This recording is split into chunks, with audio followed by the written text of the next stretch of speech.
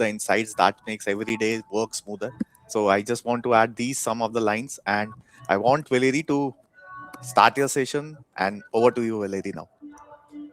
Hello, all. Thank you and welcome. Thank you for inviting me to your community. It's always good to be here. It is, like we said, going to be an interactive session. I'm going to make sure that, let's see if I can get things going. Woo, sharing. You should see the presentation now. Apologies if you don't. And let's jump right in.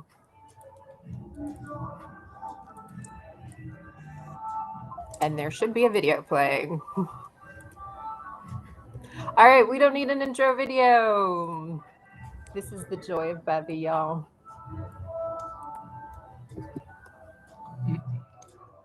All right, let's start off with a bit of a poll. If you can, you log in with your phones. I just want to get a sense of where everybody's at with their Rovo journey. This helps me gauge, since there were about 300 and what was it, 34 registrations, which is the top of my registration list. Where is everybody at with their use? And I will flip to the right screen so you can see what the scores have been. Presentations.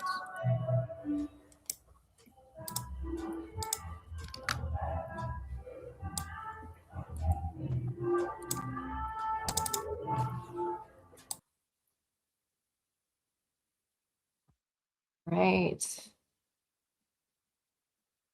And they're coming through. 34 of you have logged in. And it is okay wherever you are in your journey, of course. We will support you along the way. I know we have some community champions in the house holding it down. If you know an answer, please share it in the chat to anyone's question. That's how we build community around something like AI that is always changing and evolving.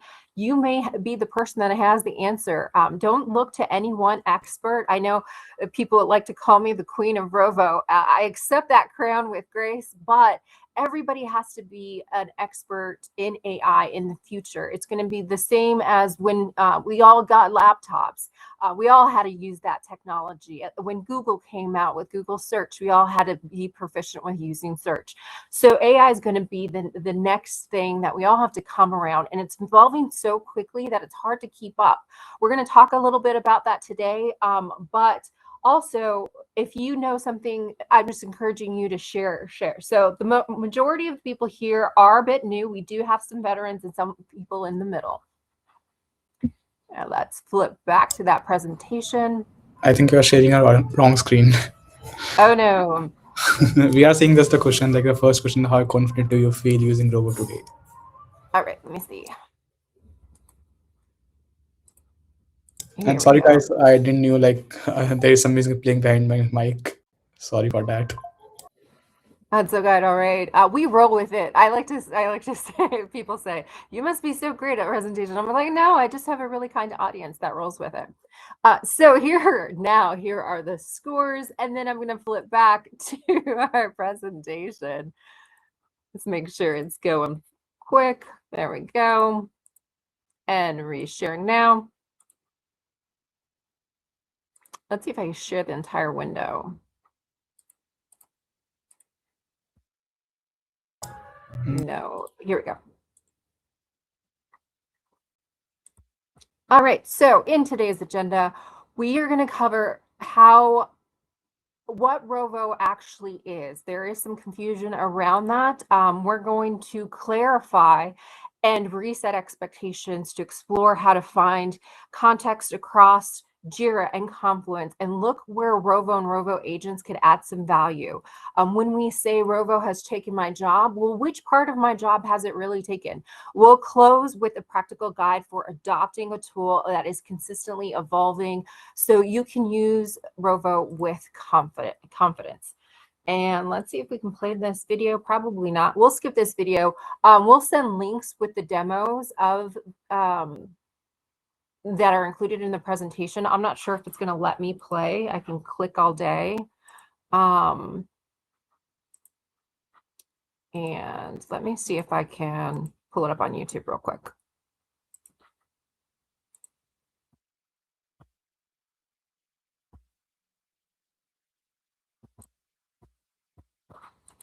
No, it's not gonna let me. The joy. So for those of you who haven't seen what Rovo is, Your screen sharing and stopped.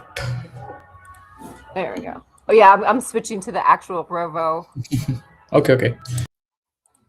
just because that video is not working. All right. So Atlassian has a suite of products where you can manage your workflow. You add tickets. There's also knowledge boards where you have pages that you can write information, and they're all connected in one ecosystem. And that joy of the ecosystem is you can bounce from different apps and still be within the same environment. Rovo connects all of those apps together in one place, and this is what we call Rovo Studio. So if you look, these are all the apps that are in this specific space that I'm in. And in the studio here, it's connecting all of these apps into this AI experience. And you have agents, automations, assets, and hubs. So they're going to add more to each of these. But for this course, we focus more on agents. And you can add an agent, create an agent, or browse all agents. So this is the list of preloaded agents that come with Rovo. You can click on any one of these and customize it to be whatever you need it to be. So say you wanted Jira theme analyzer, you want to hone in on a specific Jira theme. You can click on this, view agent instructions, or when you create an agent from scratch, or when you customize an agent, what you do is you duplicate it first. That's the first step. And then you can change any of the information in here. You can even rename it to be specific to the theme that you're looking for. So say your theme is you want to analyze for the number of bugs within a sprint. So you can change it to be that title, and then you can tweak the behavior. And then these down here are the conversation starters that pop up in the chat to help people to use it. You also can adjust the scenarios, like how is it used, and let's see, all the scenarios and the, not skills, they've been changing things so often, the actions that it performs within the tasks that it's performing. So here you'll see the scenarios are kind of like the automations. They give you the steps that the agent is going to take in order to accomplish the task. Newer to this, the agent experience is users and permissions. Atlassian is now trying to give you more control over what you can do with your agents, and this is locking down who could use specific agents. So I am the owner of this copy. I haven't released it to anybody. I haven't launched it yet, but I could set it if I wanted to do different controls and groups. Sometimes larger organizations have 1,000 and 1,000,000 different agents because people create them and test them out, but they don't really use it. And sometimes that can create a very messy library of agents. So you can, as an admin, go through there and keep your list very tight. So if you wanted, that is to customize an agent. Again, you duplicate it. You can also star them. This is the library. And when you star it, it'll go to the top of your list. And then they also have recommended agents. And then to create an agent, you click create an agent. And then it walks you through. There are two types that they're asking. So one is just a regular Rovo agent that connects to your Confluence, Jira, or JSM. And then your virtual agent is, think of your little chat bot that you see on a lot of websites that pop up and you can ask it questions. This is more of a predefined service agent that you set the questions that you want it to answer and the responses, and how you want it to respond, kind of like an automation. There's a lot more behind the scene programming that goes into this GSM virtual agent than it does in the Rovo agent.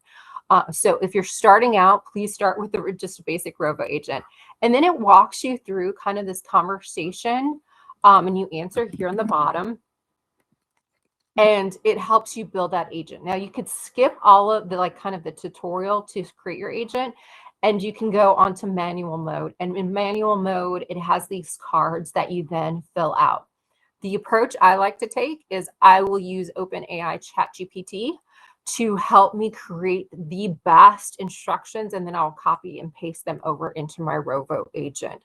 I give it prompts like, ensure this agent is accurate, it's the most up to date, refine the instructions so that they're not too long. And it gets it in a spot that I really need. And then you click activate, but always test your agents before you start deploying and using them.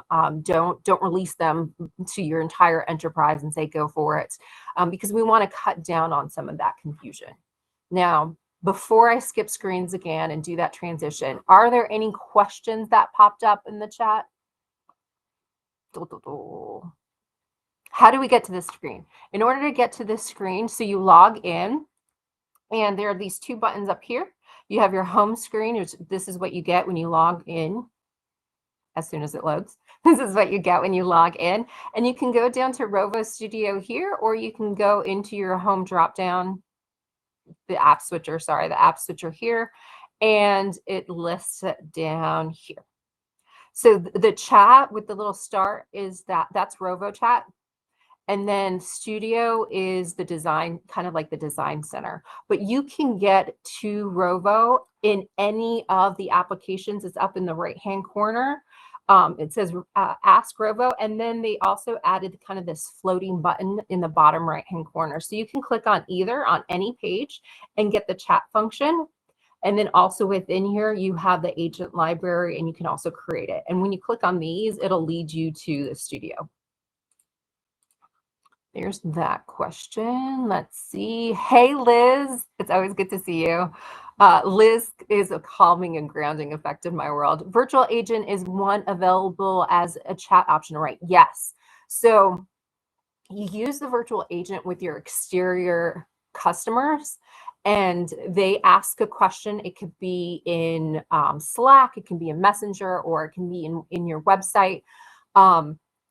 And then they ask a question, and then it connects to your JSM support board, and that it's automated, so it'll respond to you to the customer directly.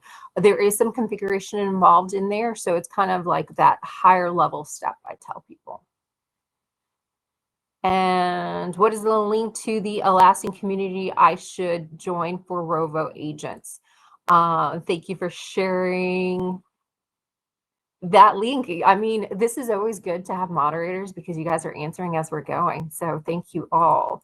And we've opened up the Q&A board. All right, moving on. Let me switch screens one more time.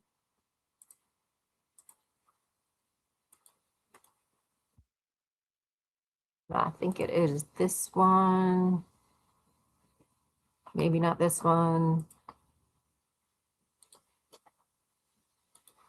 All right.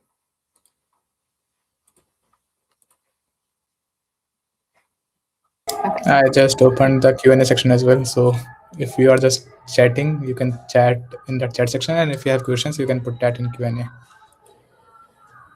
All right. Now it is our second Metimeter presentation.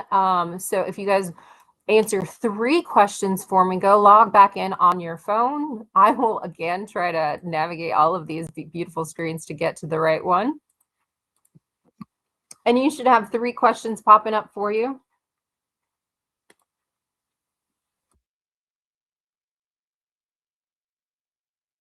All right, next slide. Question number 1. Look at, I got 9 players ready to go.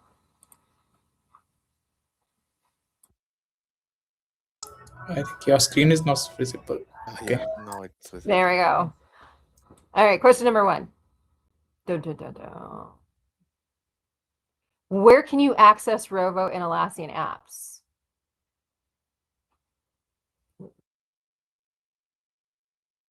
Only on the Rovo homepage from the chat icon in the top right-hand corner, or only inside Jira projects.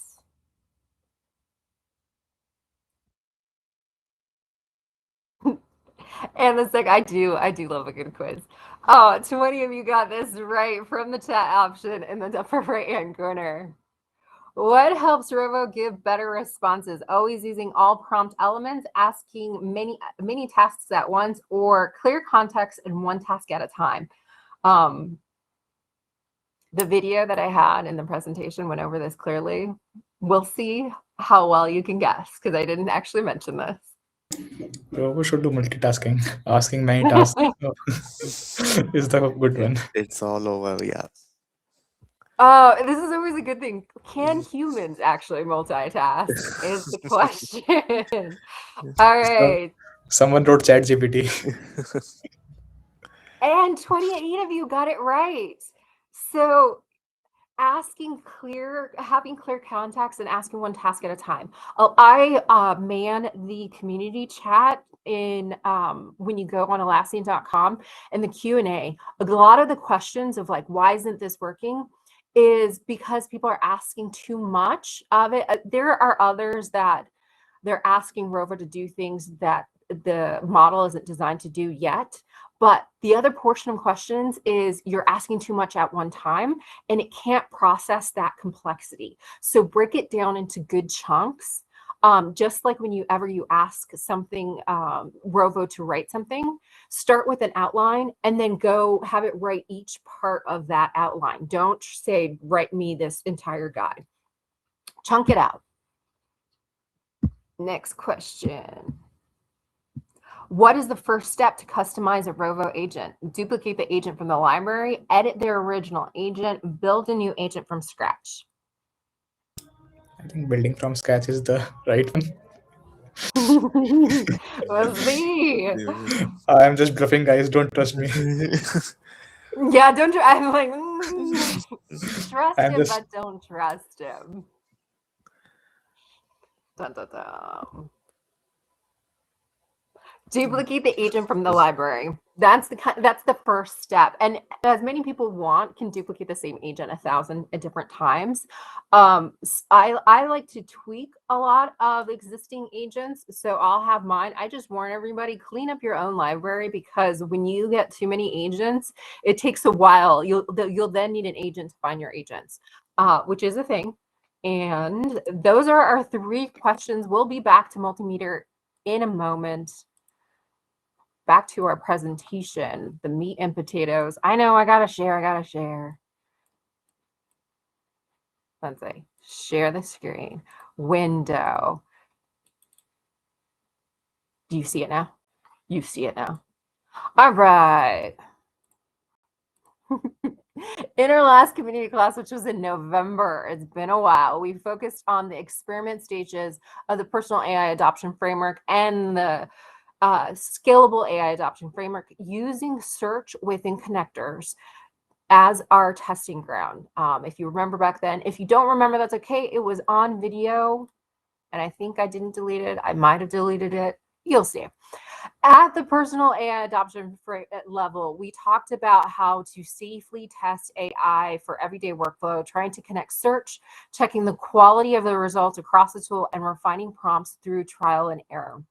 At the scalable level, we looked at experimentation at scale, including running structured pilots from connecting search across teams, measuring accuracy, monitoring access, and validating outcomes before broader rollout.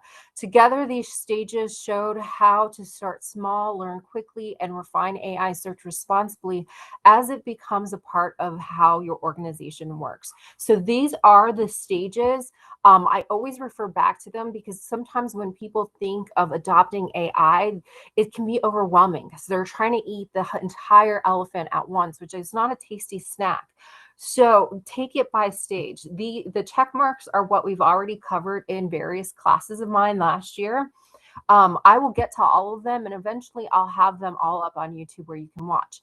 In this class, we're focusing on the evaluate stage of the personal AI adoption framework and plan stage of the scalable to help you build discernment and reduce frustration with using Rovo.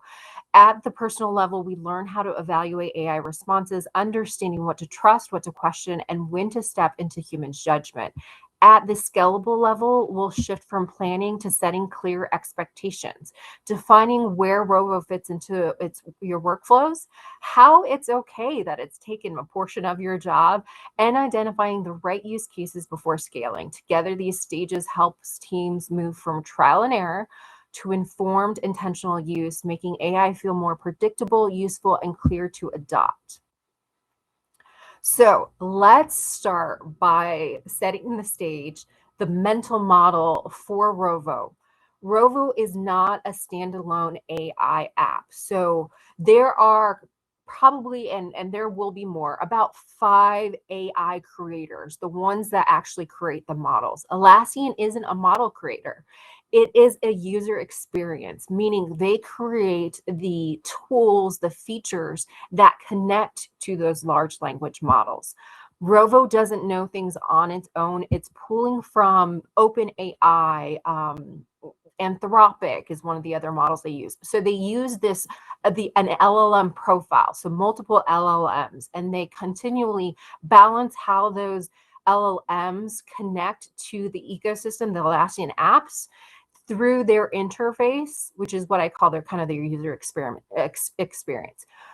It reads and reasons over text it can access and the context that it's available. So a lot of the questions people are asking on those community forums, the teamwork graph isn't connected to that element yet, so that's why it's not working. Because it builds on large language models, Rovo is very good at working with written informations, issues, comments, and pages, but it doesn't understand images, diagrams, or intent in the way humans do. It only works with what it can see. If content isn't connected, indexed, or accessible based on permissions, Rovo can include it in its reasonings. So the quality of Rovo's responses depends on its data, the structure, and the access behind the scenes. So once you're able to see behind the scenes, it's really much easier to say, can Rovo do something? So Rovo is designed to support your work by reducing effort and surface content, not to replace your human judgment or decision-making. That's why Rovo will never take my job completely, because me as the human still has to make those judgment calls, the decisions. It takes away the repetitive tasks that I do every day, and it helps me do more of the judgment and decision-making, more of the leadership. So this is where many expectations and realities don't quite line up. So I'm going to clarify a few commonly confused concepts. First, language models are not image and vision models. So Rovo works with text, issues, comments, and pages, but it doesn't interpret images, diagrams, or screenshots the way people often expect to yet. So Atlassian is working on it, but they're two different concepts. There's a large language model. When you hear language, think text. And then there's image processing. Image processing is completely different. They do connect because you could use language to create an image, which I think is where the confusion comes from. But when it comes to analyzing an image against an image, that's a complete different build in technology, and they have to combine the two. Some people have already done it, like OpenAI has already done it. But when it comes to Atlassian, they're still building on it. Another area of confusion is consumption, indexing, and rate limits. These are three different things. Consumption is action, asking questions, generating summaries, and using AI features. You go over your limit, you have to pay on consumption. And Atlassian's consumption limits are pretty high. Indexing is for data. It's when you connect to those connectors and it's processing your content in the back end. You don't really see this. And that data is then used for search and references. If you go over your limit here, the collection of data stalls. So it's no longer pulling data from one system into another. Rate limits control your frequency. So you know that person that is always asking AI every 5 seconds something? If you go over your rate limits, it's how often you prompt your AI. It will then pop up a little error message if it's a good AI, and then you'll have to wait. Sometimes you have to wait just a couple minutes. Sometimes you have to wait an hour. Rarely ever do you have to wait a whole day. It means that your system is trying to manage the load. So it's trying to manage its resources. There's also confusion between feedback and training. Providing feedback is always important. You got to give your agents thumbs up and thumbs down when it's doing something good or doing something you don't like, so that it improves their responses. But this does not retrain or fine tune the underlying model. So sometimes people get super concerned about security and training models. When you give those feedback, it doesn't train the model. I do always encourage people to check the privacy statements to see how and when your models are trained. But those feedback responses are important, and they don't impact the underlying model. It helps to improve the responses and surface the right information. It helps in ranking over time when you give thumbs ups and thumbs down. And then finally, Atlassian operates in a closed model. That means the backend structure is all closed. Rovo realized in the teamwork graph, which isn't open or customizable yet. I think Atlassian, again, is working on it. So you can't add elements, you can't add fields to the graph, you can't directly manipulate it or tune any of the models yourself. So it does limit flexibility. It's very common practice when someone is building an AI infrastructure to do this, because it supports consistency, security, and governance. And understanding these differences, which are easily to confuse, I've confused them before in the past, really helps set expectations, lower frustration, and makes Rovo easier to use with confidence.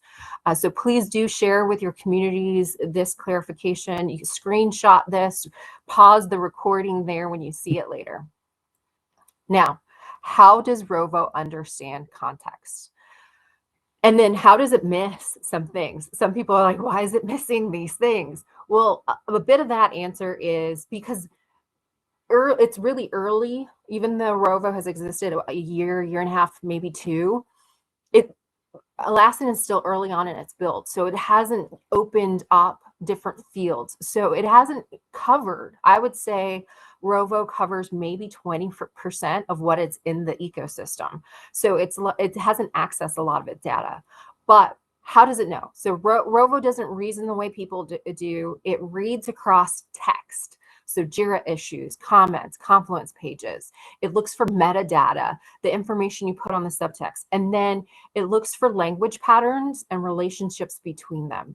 And how Atlassian stores those relationships is that teamwork graph. That teamwork graph was one of the reasons that I was drawn towards Atlassian, because that really adds a relevance to individual work. It determines what gets surfaced, what gets hidden.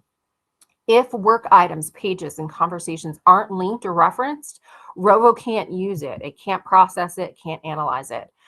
If they're not connected, or if the access is restricted, either for your level, like you don't have the permission sets, or it's behind an SSO, like a secure single sign-on, and there's no connector there to create a tunnel, then Rovo can't see it. And that's why Rovo sometimes surfaces things that you don't expect, because it sees connections that you forgot about, but then it also can't. And it throws an error because it's not seeing the information that you think it sees.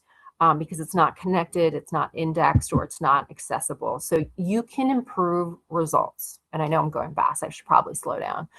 You can improve results by giving Rovo clear prompts, focus on one task at a time, and ensure that the information that you're depending on, that data, is being referenced. So reference a project or a page, make sure that the permission levels are exposing that page. Now, I'm not encouraging everybody to make all of their pages public, but realize that if you have a page locked down, other people aren't going to be able to see it.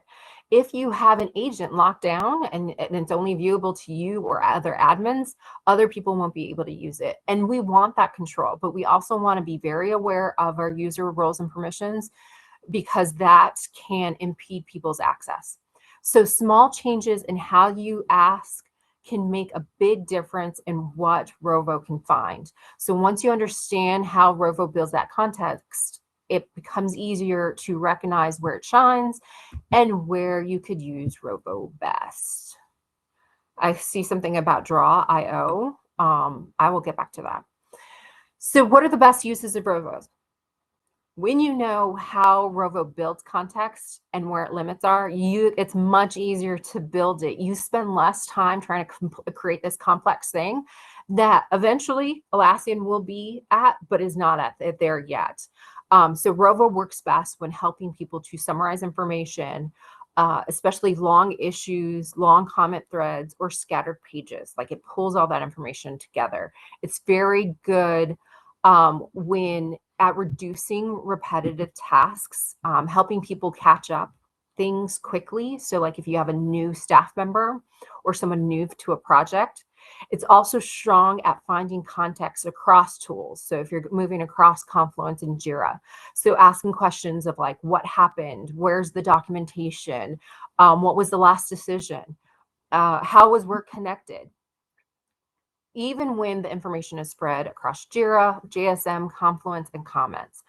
That's where Rovo can shine on those low value repetitive tasks. That's where Rovo is taking my job, and I'm super okay with it.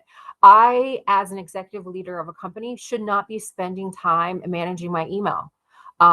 It actually costs the company money when I spend 3 or 4 hours only on email. So use AI, use Rovo to facilitate all of that low value work that you shouldn't be spending your time on anyways.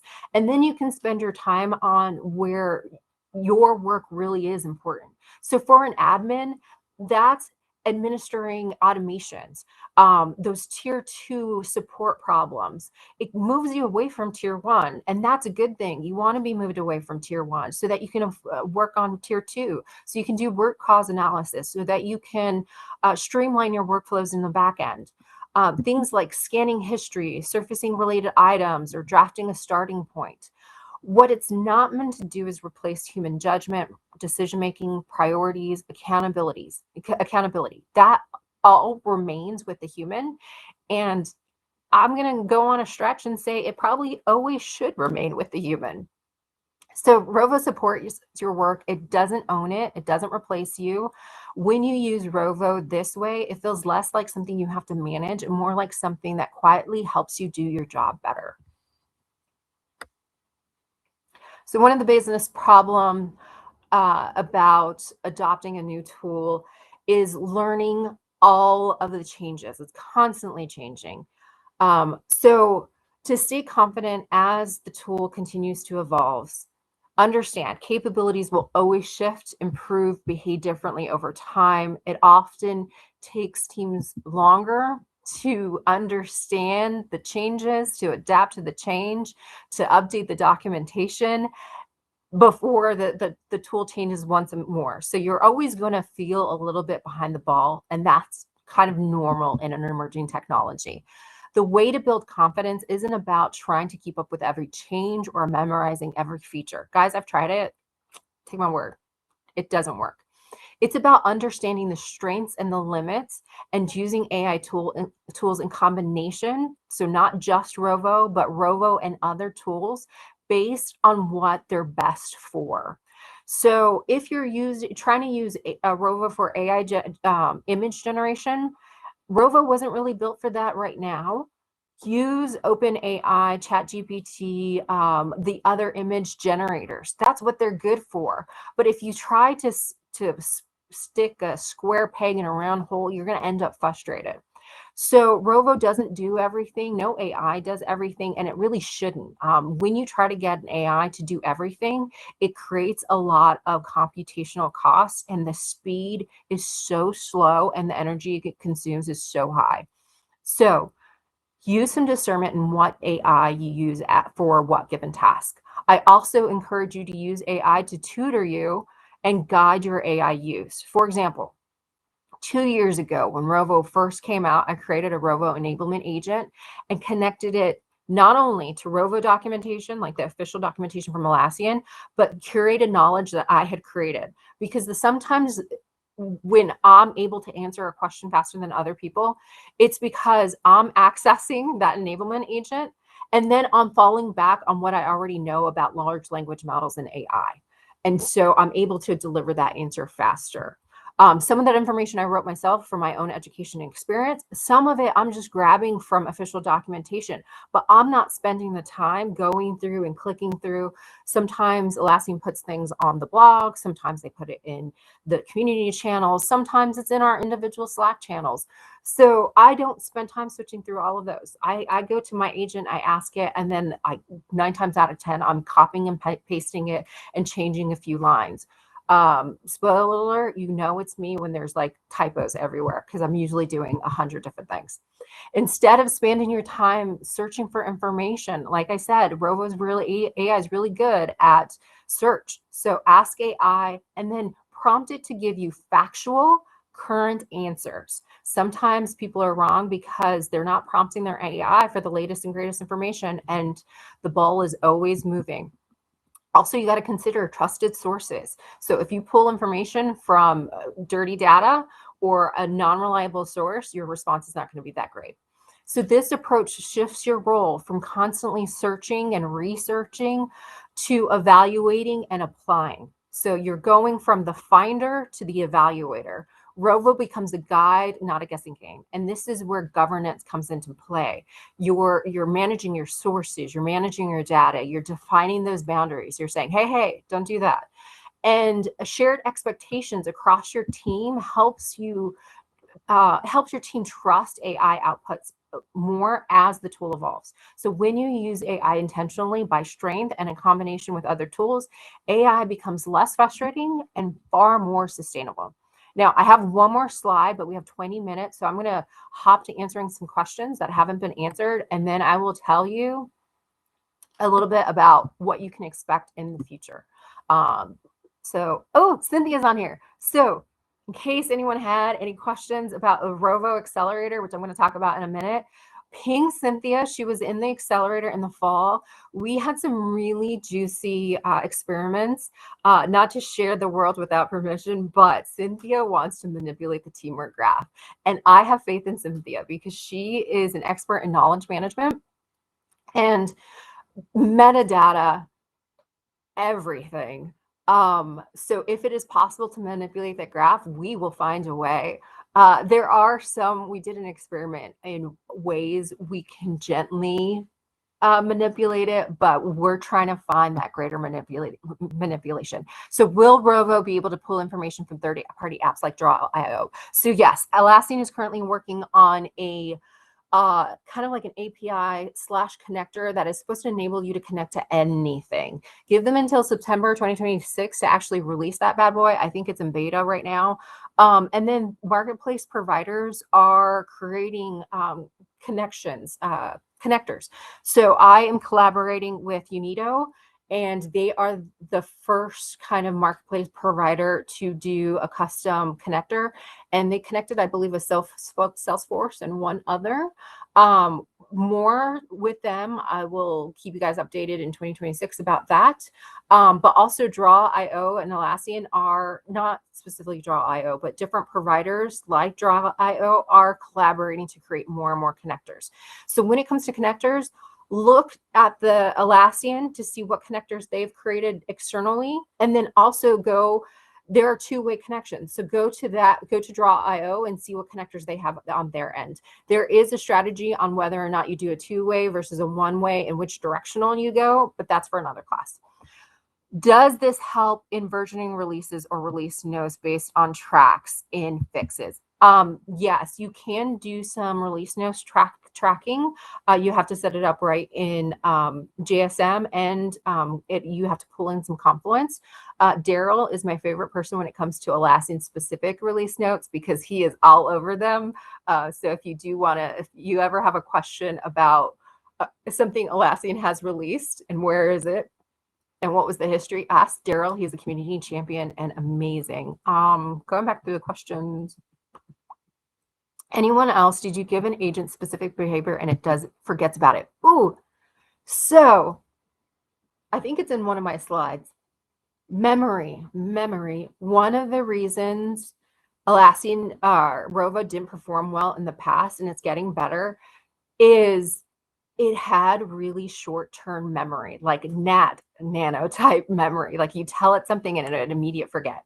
Now it doesn't currently have consistent memory, like it doesn't remember things forever, but its memory did get a boost. So it remembers things longer now.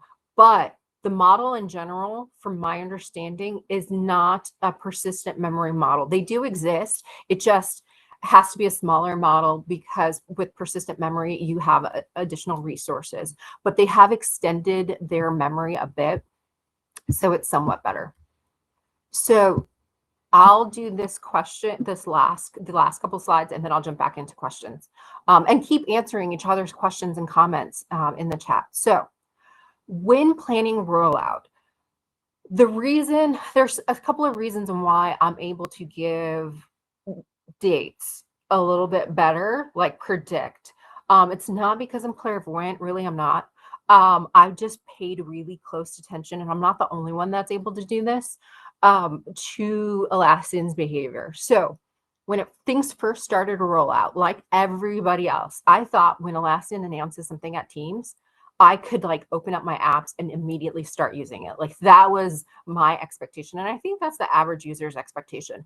The reality is Atlassian rolls things out in waves, which is both smart, but also has some cons at the end. So like there's pros and cons, mostly pros. But if you're expecting it to be on your environment right away, it's not, because it's in a rollout, and that rollout ideally would only take 3 months, but typically in past rollouts, it's taken up to 6 months. So I just know if something is announced at Teams, wait about 6 months for everybody to have it. And between 1 to 6 months, everybody's going to have a different version. So there's some of that understanding the patterns of past for Atlassian is able to help predict what they're going to do in the future. But also, many AI tools evolve the same way. And this is the evolution I've shared with you on the screen. So when planning a rollout like Rovo, it helps to understand how the AI features typically evolve over time so that you can predict when things are going to happen and your future plans. So maybe that complex agent that you're creating isn't a good time to plan it now, but maybe it'll be in the future. So most AI features launch with a limited scope and clear boundaries. They do this on purpose because they want to start small before going broad. Also, when you adopt AI, I also encourage you to start small before you go broad, and always remember your boundaries. It's a governance thing. Early versions focus on safety and basic, useful, low-hanging fruit, we'll call it that. Not doing everything. The reason people don't want to do everything at once is because when you do everything, you get everything in error. So, and it's harder to test, it's harder to regress. This is why some features feel constrained at first. And right now, I feel like this is where we are. We have features, but they're very constrained. As the platform grows, coverage expands. More data sources are added. So like right now, we're going to get more connectors. So at Teams 26, I have no idea from the back end of Atlassian. No one's told me anything, but I have a good feeling you're probably going to get more connectors. Your workflows, the pre-programmed workflows are going to expand. So when Rovo first launched, you didn't have skills. You had actions, but no skills. And then they brought on skills, and now they're expanding those capabilities even more. There's even a type of design, AI design, and modular design that goes back into that. And then more surfaces are added. And even though results may still feel uneven, this is often where teams find the most value, and but also notice the most inconsistencies. So that's where I think we're approaching. We're not there yet, but that's where we're going. Over time, though, and I want to say, give it a year. Give it a year. Over time, relevance improves as the system learns from usage and patterns and feedback. And when I say the system, it's not just the Atlassian systems feedback, the times when you give it a thumbs up and thumbs down. It's the feedback that you give as a community. So the times that you post something in the community boards or do a feature request on the Jira board, because Atlassian does have a feature request on Jira board. So if you see something and you want it, go post it in the feature requests. I reference it. I don't know how often Atlassian references, but I look at that to see what people are wanting in their AI, and it helps inform where I advise people to go when they're building AI. Responses become, at this phase, responses become more predictable. It becomes easier to understand why AI gives certain answers. As features mature, platforms introduce more controls, more agents, and more configurations. So configuration options. So when people are asking to manipulate the LLMs early in the lifespan of an AI tool, it's not the best concept because they're not going to open up your configurations early on. They're going to wait until everything is good and then give the user more control to the system. This is very typical, not only in an AI, but in IT in general. Like, you rarely get a brand new product that is highly configurable because people get lost in those configurations if you give them configuration options too soon. This is when teams start to tailor AI to their specific needs rather than just try and get out. And eventually features stabilize. They don't change as much. Expectations align with capabilities, and the AI shifts from something new and experimental to something dependent and part of everyday work. Understanding this progression helps teams roll out Rovo in phases, sets realistic expectations, and avoids frustrations as features continue to evolve. That's why I'm so big on an AI adoption model. That's why I'm so big on giving people the ability to forecast things out, because the unknown, we all got that experience during the pandemic. And when you set those expectations, those unknowns are a little easier to swallow. So I hope that gives some clear understanding of what to look at. And now we're going to hop into our last review on Multimeter. But also while we do this, I'm going to take a look at those questions that you all may have. I do have to switch screens again. I love you all. That was a lot of me talking. I hope everyone's still there. Is everyone still alive? Yeah, we are live. I know that was like drinking from a fire hose. It's because you guys gave me a juicy topic. If you gave me a boring topic, I'd be like, yeah, let's just watch another demo. Alive and happy. People are actually, yes. Yeah. All right, we did these questions. We answered this one. Oh, the winners. Did we tell you that we're giving away what is that called? What are we giving away, guys? Help me out. We are giving away gift vouchers for the 5 lucky winners, the 5 first lucky winners. All right, so for this first round, we have Johnny and Frosty. We're the winners of the first round. You said 5 lucky winners. So Yeah. we have one more quiz. So maybe the top 3 of this last quiz. No, I got an idea. So the first 2 of this quiz, which is Johnny and Frosty. Frosty, you do have to make yourself known to our host. Also, Johnny, is that John Funk? Because I expect there to be a funk in the name when there's Johnny. I was thinking that. Were you? I immediately, any John is John Funk in my world. He just walked into every room with the theme song. Anyway, I digress.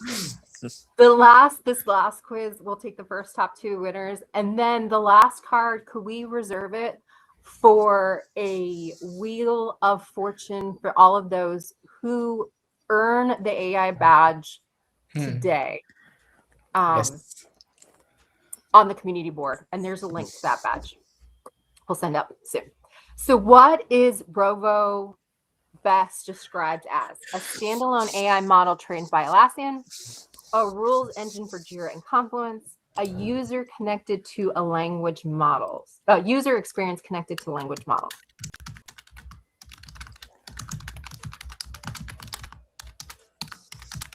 Do, do, do, do, do, do, do.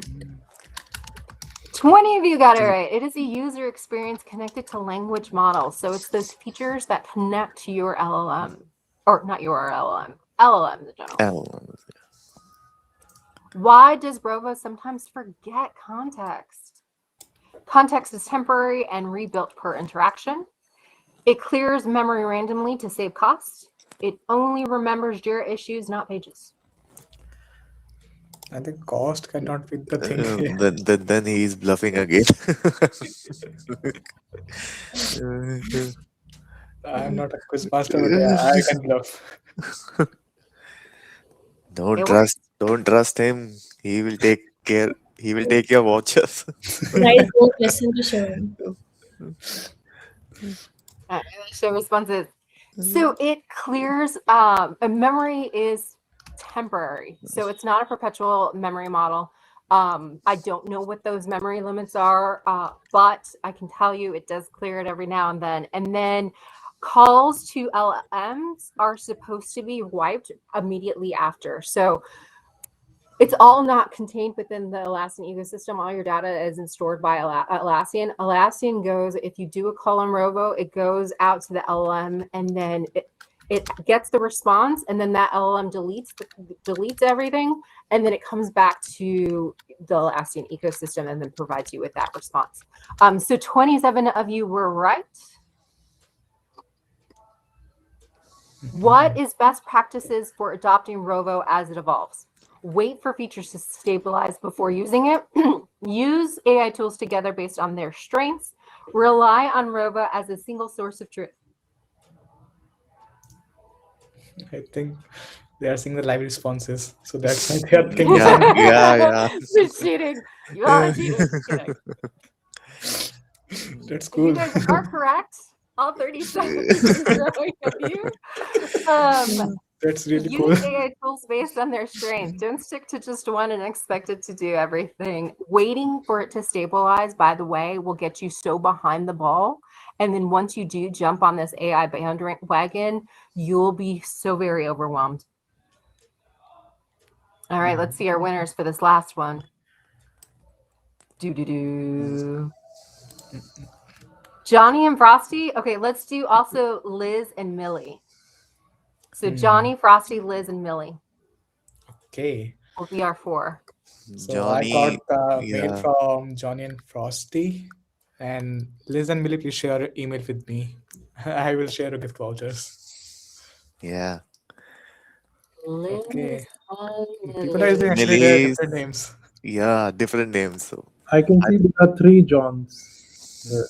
We have 3 Johns. Okay. All right. That was our quiz of the game today. Pop on for our last few slides. I got to reshare again. One of these days, y'all. One of these days.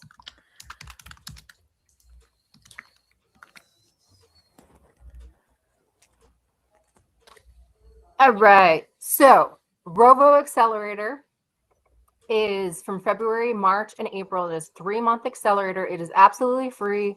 To apply to the accelerator, go to unifiedaiadoption.com. Applications are open now. I take 6 enterprise level companies, roll them through the adoption, one phase of the adoption process. We do an assessment, we do experiments. Highly recommend.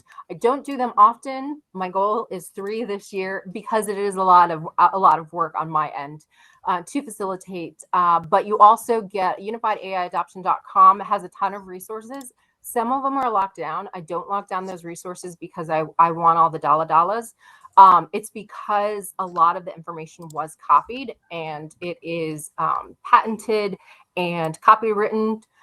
So I lock it down to encourage people not to do that. But when in the Rovo Accelerator, you get all of that for free for a year. And the wrap up, what are your questions? I want to hear your questions, and also thank you all for joining joining the session. I hope it gave you some insight on how to use it easier. It made you comfortable about the ways that AI is taking on your job, and know that it's not going to take on everything. I have to flip flop. I'm going to stop sharing. I'm going to have to flip flop to the chat. 97 chats for me to catch up on. Let's see. Liz is My rocking on the Atlassian chat. ID. Millionaire gift cards. I'm loving it. Let's see, Mr. John Funk. Is there a hands-on class we can attend that will walk us through creating our first agent? So on this one, very good question, and I shall answer. So Brian Guffey, I'm not alone in this Rovo world. Brian Guffey, if you are a Forge person and want to create a scratch using code, or vibe coding, he does a Forge lab every Friday, and I think he's still doing those. If you guys want a hands-on, let's build an agent class, I can schedule one. Hopefully I can get some sponsors like you guys. To schedule it and to facilitate it. It does take a lot to run these courses, and when you have 335 registrations, it takes a community. I couldn't do it all alone. So I would need some help, but we can definitely do one. Liz, I love you. She says, Dr. Valerie flexing all the VCU. That's the college I went to, guys. And let's see, Cynthia, scrolling up. If you do have a question, you can always go off mute, but I'm scrolling. And agent for agent, how deep to go? So in the future, right now we have human to agents. So like you have a human prompting an agent, the agent performs a task, and then the human comes and does something afterwards.